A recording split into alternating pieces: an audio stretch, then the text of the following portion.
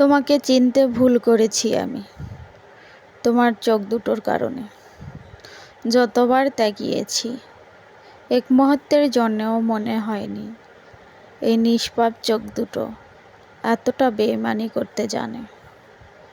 কষ্ট আমাকে কাঁদায় না, নীরব করে রাখে। কাঁদায় তো সুখ, যে আসে আবার চলেও যায়, দিয়ে যায় ভুলতে না পারা কিছু সময় আর স্মৃতি, যা একজন মানুষকে সারাটা জীবন কষ্ট দেয়।